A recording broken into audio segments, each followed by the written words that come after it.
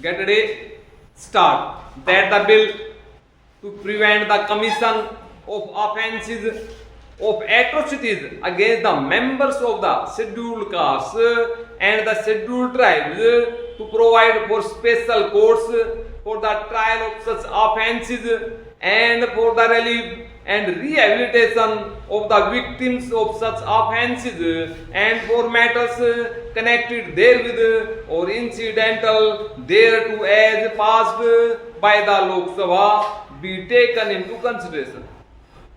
This House is aware of the deep concern that our Prime Minister and our government have for the welfare of the scheduled castes and the scheduled tribes.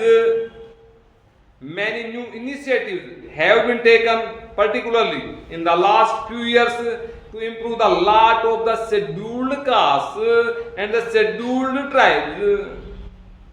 Since we got independence, Pandit Jawaharlal Nehru and then Mrs. Indira Gandhi and now our Prime Minister have been trying to improve the economic and social conditions of the scheduled castes and the scheduled tribes. In trying to discharge the mandate of the Constitution, poverty alleviation programs which provide special attention to the scheduled castes and the scheduled tribes have been expanded and intensified. First, the IRDP and other programs were improved considerably, and now these have been replaced by a bigger scheme of the Jawahar Rozgar Yojana. Drinking water wells and irrigation wells have been provided for this group. The needs of housing have been met by the Indira Awas Yojana. The program for the liberation of scavengers has been given a greater impetus. The education of scheduled castes and scheduled tribes, which is of crucial importance to their growth and development, has received much greater attention.